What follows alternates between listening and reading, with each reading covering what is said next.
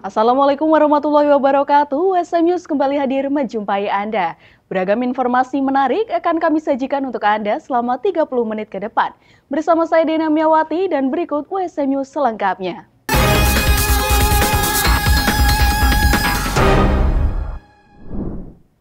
Menyambut arus mudik, sejumlah pihak mulai bersiap. Sejumlah fasilitas mulai ditambah, salah satunya rest area fungsional 439A. Berikut laporannya untuk Anda. Baik pemirsa USM TV, selamat malam. Kembali lagi bersama saya, Pandu Chandra, tentunya menyiarkan secara langsung dari gerbang tol Banyumanik Semarang. Tentu saja akan terangkum dalam update mudik Jateng USM TV. Dan pada malam hari ini, saya tengah berada di depan gerbang tol Banyumanik. Tentunya dapat Anda saksikan di belakang saya pantauan arus secara langsung, arus lalu lintas, dan tentu saja melihat kondisi saat ini. Seluruh kendaraan dapat berjalan dengan lancar tanpa ada terhambat satu sama lain. Dan tentu saja hal ini menunjukkan peningkatan dari hari ke hari. Menjelang Hari Raya Idul Fitri, Jasa Marga Trans Jawa Tol Group ini mencatat sebanyak 204.000 kendaraan. Ini menuju ke timur Trans Jawa, di mana hingga pada malam hari ini data yang kami peroleh sebanyak 204.631 kendaraan menuju wilayah timur Trans Jawa melalui gerbang tol Cikatama. Dan total volume kendaraan yang melewati gerbang tol Cikampek Utama ini naik 48,8% jika dibandingkan lalu lintas normal. Dan menurut Vice President Corporate Secretary and Legal JTT Group, ini Ria Marlinda Paulo menyampaikan bahwa kenaikan volume lalu lintas kendaraan dari wilayah timur Trans Jawa ini selalu mengalami kenaikan dari hari ke hari. Dan tercatat sebanyak 141.305 kendaraan, ini naik sekitar 2,12% dari lalu lintas normal. Dan hal ini senada dengan pemberlakuan potongan tarif tol sebesar 20% yang sudah mulai dilakukan per tanggal 24 Maret 2025 dengan ruas berbeda yang diterapkan hanya pada ruas tol Jasa Marga Group untuk tarif perjalanan menerus dari Jakarta dimulai dari gerbang tol Cikatama menuju Semarang, yaitu gerbang tol Kali Kangkung dari tanggal 26 Maret 2025 pukul 5 pagi hingga 28 Maret nanti pada pukul 5 pagi. Dan tentu saja hal ini senada dengan himbauan yang disampaikan untuk para pengguna jalan agar para pengguna jalan tol Trans Jawa ini mengutamakan keselamatan dan mempersiapkan diri untuk memasuki perjalanan via jalan tol dan dapat memastikan diri dalam kondisi prima, baik kondisi tubuh maupun kondisi kendaraan. Dan tentu saja pemirsa, bergeser ke lokasi selanjutnya, tadi kami juga melakukan peninjauan terhadap lokasi rest area yang terletak di Bawen atau rest area kilometer 439A Bawen, di mana rest area ini terpantau lengang.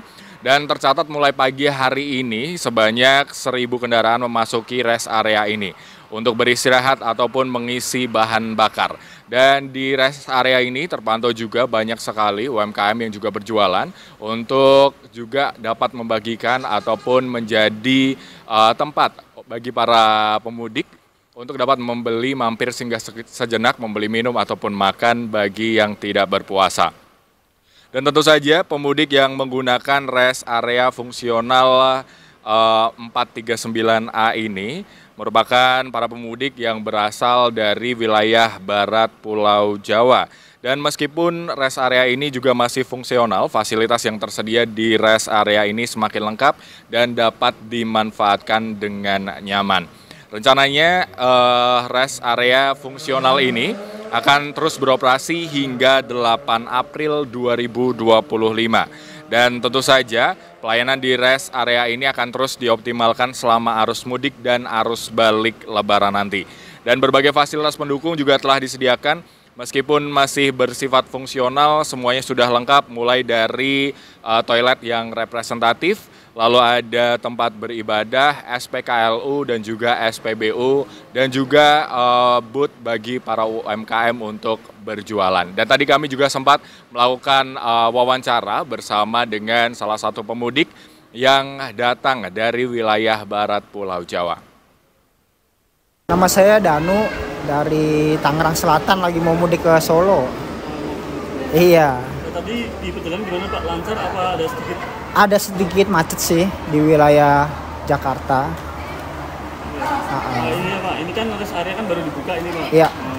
Tanggapannya gimana Pak? Ada layanan seperti layanan tempat sepeda dan bermain? Oh, layanannya sih bagus sih ya. Selama tadi lewatin rest area beberapa kali kan di sini tuh kelihatannya paling nyaman lah. Ada tempat bermain buat anak-anaknya di situ ya, sebelah situ. Terus ada yang buat rebahan. Ini yang paling penting nih. Maksudnya kita kan kadang-kadang capek nih, perlu istirahat juga, rebahan gitu. Bagus sih untuk ininya, untuk rest area-nya bagus. Mungkin harapan Bapak untuk ke depan rest area apakah ditambahin lain seperti ini apa gimana? Iya perlu banget itu. Maksudnya untuk kedepannya biar pemudik lebih nyaman. Alangkah baiknya ada tempat peristirahatan begini nih. Disediain kayak tempat rebahan, tempat santai lah istilahnya begitu. 5 hari masa mudik Lebaran, stasiun di Semarang kedatangan 43.000 pemudik. Kedatangan ini terbagi di 2 stasiun, yakni Semarang Tawang Bang Jateng dan Poncol. Baik pemirsa, dan bergeser ke moda transportasi kereta, 5 hari masa mudik Lebaran, stasiun di Semarang mencatatkan kedatangan sebanyak 43.000 pemudik. Selama 5 hari masa arus mudik Lebaran yang dimulai pada Jumat lalu, tepatnya di 21 Maret 2025, hingga pada Selasa yang lalu terdapat sebanyak 43.807 penumpang yang telah tiba di stasiun wilayah Kota Semarang atau rata-rata 8.700 penumpang per hari. Dan kedatangan pemudik ini terbagi di 2 stasiun kedatangan, di mana diantaranya stasiun Semarang Tawang Bang Jateng sebanyak 25.294 penumpang, dan juga Semarang Poncol sebanyak 18.513 penumpang. Dan jumlah ini menunjukkan adanya peningkatan yang signifikan pada kedatangan penumpang yang diperkirakan akan terus meningkat seiring dengan mendekatnya puncak arus mudik. Dan diprediksi kedatangan penumpang ini akan terjadi pada titik yang tertinggi di hari Sabtu 29 Maret 2025 mendatang. Dengan lebih prediksinya 7.000 penumpang akan datang di stasiun Semarang Tawang Bang Jateng, dan lebih dari 3.500 penumpang akan tiba di stasiun Poncol. Sementara itu pemirsa, untuk keberangkatan penumpang selama periode tersebut ini tercatat sebanyak 60.984 penumpang atau rata-rata 12.197 penumpang per hari yang naik menggunakan kereta api di stasiun wilayah Kota Semarang. Dan tentu saja angka ini juga cukup tinggi mengingat masih periode mudik Lebaran. Mayoritas keberangkatan penumpang tertinggi didominasi oleh penumpang lokal dengan tujuan Semarang, Pekalongan, Pemalang, Tegal, Ngrombo maupun Cepo. Dan tadi juga telah kita lakukan interview bersama dengan Kepala Humas Daerah Operasional 4 Semarang. 5 hari masa angkutan Lebaran dari tanggal 21 sampai dengan tanggal 25 Maret terdapat 43.000 lebih pemudik yang tiba di stasiun Semarang Tawang dan stasiun Semarang Poncol. Sedangkan untuk keberangkatan dari stasiun Semarang Tawang dan stasiun Semarang Poncol selama 5 hari masa angkutan Lebaran terdapat 60.000 lebih penumpang berangkat. Pada hari ini tanggal 26 Maret 2025 kita kedatangan pemudik menggunakan kereta api Tawang Jaya Premium, di mana ini merupakan program mudik gratis dari BUMN. Sebanyak 480 penumpang tiba di stasiun Semarang Tawang. Berharap dapat membantu anak yatim dan duafa dalam memenuhi kebutuhan serta memberikan kebahagiaan dan pahala, Rektor Universitas Semarang berikan santunan pada 100 anak yatim dan duafa yang ada di Desa Baturagung, Gubuk, Grobogan, Jawa Tengah. Memberikan santunan pada anak yatim dan duafa merupakan perintah Allah Subhanahu wa Ta'ala. Selain memiliki banyak manfaat dalam memupuk nilai-nilai kemanusiaan, santunan juga dapat menjaga keharmonisan dalam masyarakat serta menguatkan ikatan sosial di masyarakat. Maka dari itu, Rektor Universitas Semarang Dr. Supari STMT memberikan santunan pada 100 anak yang terdiri dari anak yatim dan duafa. Santunan yang diberikan pada anak yatim dan duafa yang ada di Desa Baturagung, Gubuk, Kabupaten Gerobokan pada Selasa 25 Maret 2025 ini diharapkan dapat memenuhi kebutuhan dan meringankan beban anak yatim dan duafa. Menanggapi hal tersebut, Kepala Satuan Humas Kerjasama dan Hukum Universitas Semarang Dr. Viati Sadewisasi SEMSI menyampaikan dengan kedatangan Universitas Semarang diharapkan anak-anak dapat bermimpi jauh ke depan untuk meraih cita-citanya.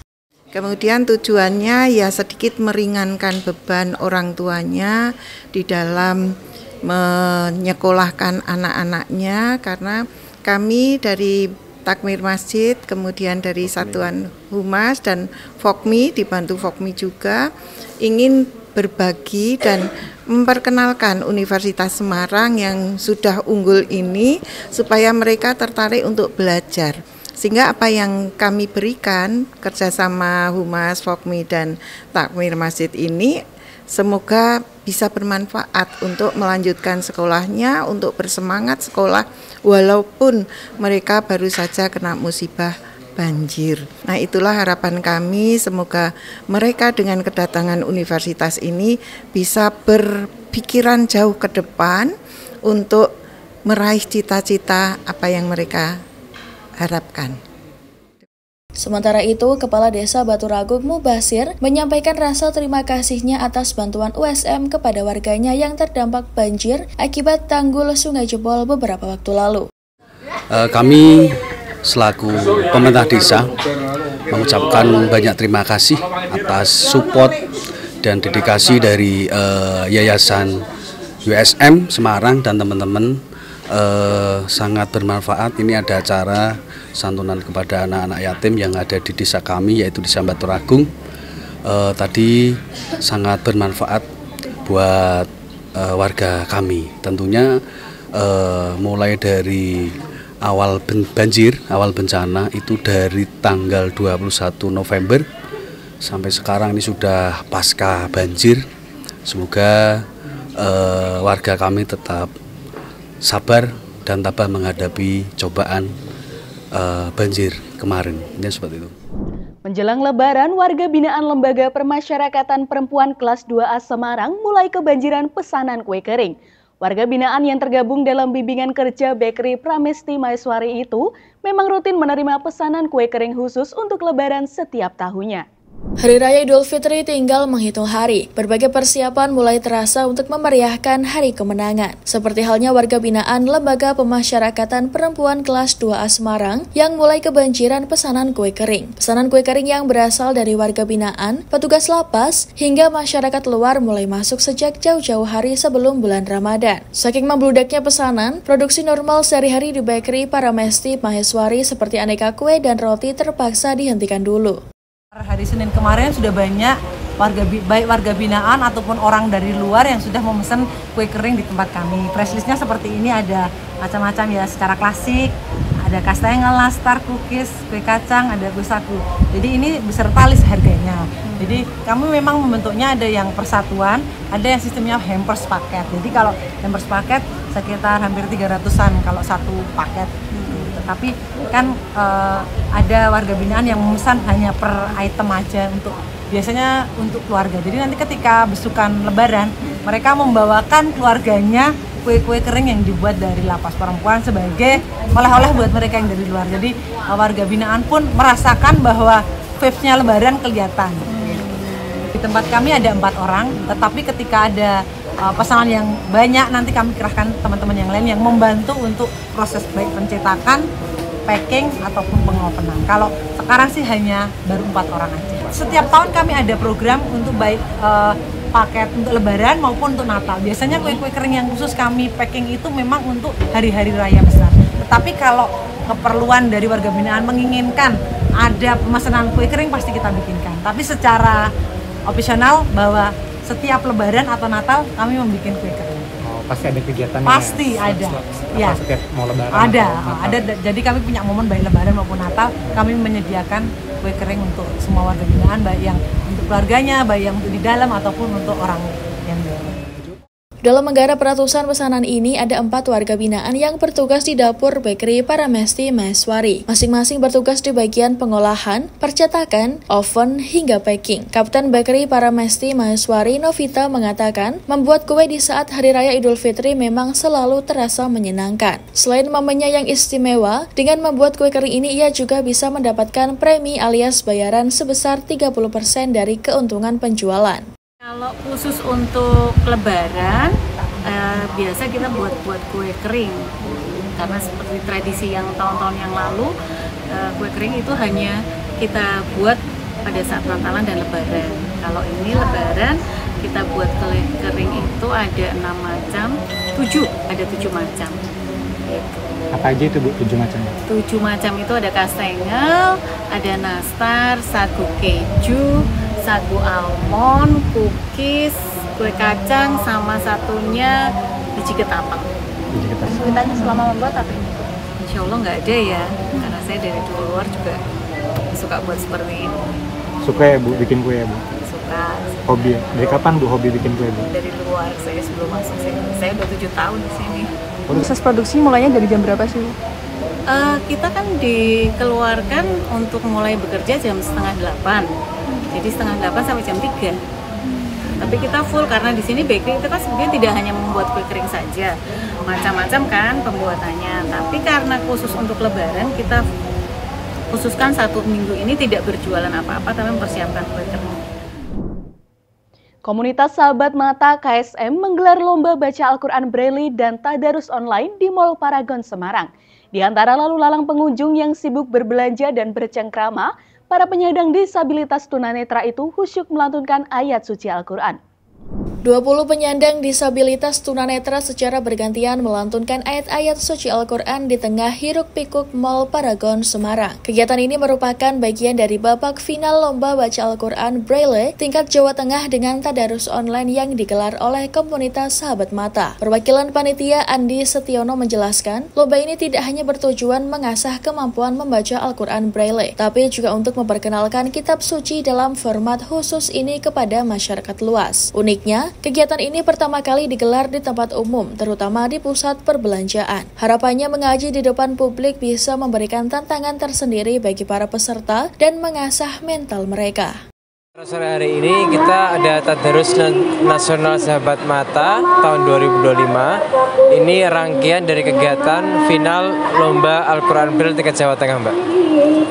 Jadi kegiatan ini adalah memang secara rutin kita laksanakan setiap tahunnya.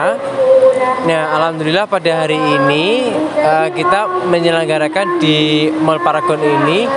Tujuan kita agar kita dapat mensosialisasikan Al-Quran Braille ke masyarakat, agar mereka juga mendapatkan motivasi dari teman-teman tunanetra yang semangat untuk belajar Quran Braille.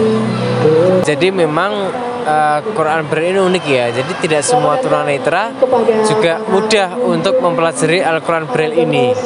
Karena Al-Quran Braille ini kan mengandalkan kepekaan jari ya Mbak ya. Jadi Quran Braille itu terdiri dari kombinasi beberapa titik, 6 titik gitu kan. Nah, itu harus diraba dengan jari-jari, dengan jari-jari tangan. Nah, kesulitan inilah yang terkadang menjadi tantangan bagi teman-teman tunanetra. Harapan kita adalah bagaimana sosialisasi kita dapat efektif ya. Jadi kita ingin memberikan motivasi kepada masyarakat bahwa ayo meskipun teman-teman tunanetra ini mereka memiliki keterbatasan, mereka mau kok belajar Quran Braille. Sebaliknya juga begitu, masyarakat pun juga mau untuk belajar Al-Quran secara lebih kontinu, lebih semangat gitu. Polres Jepara, Jawa Tengah memusnahkan barang bukti hasil operasi penyakit masyarakat. Terdapat 3.729 botol minuman keras yang digelas menggunakan alat berat di halaman Mapolres Jepara. Hal tersebut dilakukan guna untuk membuat kota Ukir aman di saat malam takbiran dan Hari Raya Idul Fitri. Menjelang perayaan malam takbiran dan Hari Raya Idul Fitri, Polres Jepara, Jawa Tengah memusnahkan ribuan botol minuman keras berbagai merek dari hasil operasi pekat selama bulan Ramadan. Pemusnahan ribuan botol miras dengan cara dihancurkan dengan alat berat ini guna untuk meminimalisir tindak kejahatan di Jepara saat malam takbiran dan Hari Raya Idul Fitri. Karena tindak kejahatan yang selama ini terjadi diawali dengan minum minuman keras, Kapolres Jepara AKBP Erik Budi Santoso menerangkan, ribuan miras dari berbagai jenis dan merek itu didapat selama 2 pekan saat agenda kegiatan kepolisian rutin yang dioptimalkan menjelang operasi Ketupat Candi. Selama 2 pekan operasi, tim gabungan menyita 3.729 botol miras dan sebanyak 1.516 liter minuman oplosan. Kapolres Jepara menyebut ada 57 penjual miras yang terjaring operasi. Kepada para penjual miras tersebut sudah melakukan pembinaan pada sebagian dari mereka. Sebagiannya lagi sudah dilakukan sidang tindak pidana ringan atau tipiring yang disidangkan di Pengadilan Negeri Jepara. Pagi ini kita melaksanakan pemusnahan barang bukti hasil operasi pekat dan juga kegiatan rutin yang ditingkatkan selama bulan suci Ramadan. Dan ini tidak lepas dari kerjasama stakeholder yang luar biasa sudah terjalin dengan sangat baik di wilayah Kabupaten Jepara. Karena hampir setiap malam minggu dan juga hari-hari besar kami melaksanakan patroli gabungan, kami melaksanakan razia dan mendapatkan banyak hasil. Dan ini juga merupakan gabungan hasil dari operasi penyakit masyarakat yang dilaksanakan sepanjang bulan suci Ramadan. Kemudian Satgas Miras terdiri dari miras berbagai merek sebanyak 3.729 botol dan minuman oplosan sebanyak 1.516 liter. Sendiri penjualnya penjualnya kita lakukan pembinaan dan juga kita laksanakan tipiring. Ada proses hukumnya namanya tipiring tidak pidana ringan. Ya, langsung kita sidangkan di Pengadilan Negeri. Semua minuman itu dibuat di Jepara atau dari luar Jepara? Bermacam-macam, Pak. Dari luar Jepara semua ya? Terutama dari oplosan dari luar Jepara semua. Ribuan botol miras berbagai merek dan minuman oplosan tersebut berasal dari luar daerah kota Jepara. Selain memusnahkan miras, dalam kesempatan itu juga dimusnahkan berbagai barang bukti lainnya, yaitu 18 buah knalpot brong, lalu bahan peledak, petasan, dan narkoba yang akan dimusnahkan secara terpisah oleh unit khusus. Dari Jepara, Eni Ayu Lestari melaporkan. Pemirsa, acara komedi Amerika Serikat Saturday Night Live atau SNL telah jadi tontonan 5 generasi dan telah mencetak berbagai bintang besar Amerika. Acara ini bahkan menginspirasi banyak negara lain yang ikut membuat franchise-nya, mulai dari Brazil, Mesir, hingga Korea. Selengkapnya oleh tim VOA dari New York. Informasi ini sekaligus menutup perjumpaan kita hari ini. Saksikan terus USM News hanya di USM TV. Saya Dena Miawati dan seluruh kru yang bertugas pamit undur diri. Terima kasih. Wassalamualaikum warahmatullahi wabarakatuh. Selama 5 dekade, acara televisi Saturday Night Live jadi acara komedi berpengaruh di Amerika. Bintang ternama seperti Bill Murray, Eddie Murphy, Will Ferrell, dan Tina Fey lahir dari acara ini. Di luar studio NBC New York, para penggemar berkerumun ingin melihat ikon dan bintang favorit mereka. Ada Blake Lively, Ryan Reynolds, Jerry Seinfeld, dan aktor Kevin Costner yang hadir dalam acara spesial Saturday Night Live 50 tahun. It's a cultural experience for a lot of people. They're the kind of heartbeat of comedy for most of America. You could be relatively obscure and then suddenly from appearing on this show have a huge amount of attention and notoriety. Pemerhati televisi sebut SNL telah pengaruhi komedi berbagai generasi di Amerika Serikat. Saturday Night Live is the longest standing comedy institution in America. The longer it goes on, the more self-evidently important it becomes. Has repeatedly proved its own significance by minting generation after generation of comedy stars. Pengaruh SNL juga sampai ke ranah politik. Impersonasi Presiden Gerald Ford oleh aktor Chevy Chase hingga Presiden Donald Trump oleh aktor Alec Baldwin Acara komedi ini mempengaruhi persepsi warga Amerika terhadap pemimpinnya. Trump sendiri bahkan pernah menjadi tamu SNL pada 2015 saat pencalonan presiden pertamanya. So I think in politics, as with everything else, SNL has kind of functioned as a bellwether. A performer's impression has crystallized something about the persona being impersonated in the public consciousness that hadn't really broken through. Musik juga jadi bagian tak terpisahkan dari SNL. Legenda musik seperti Prince, Nirvana, Beyonce, hingga Taylor Swift telah tampil di panggung SNL. Pemirsa, acara SNL ini bisa disaksikan secara langsung dan juga gratis dari studio NBC di New York City. Tapi tiketnya nggak mudah didapatkan, harus berebut kuota lotre yang terbatas. Periode undian berikutnya baru dibuka pada bulan Agustus 2025 mendatang untuk periode nonton 2025-2026. Jika beruntung pun, penonton hanya bisa nonton 1 kali di periode tersebut. Dari New York, saya Randy Wicaksana dan tim VOA.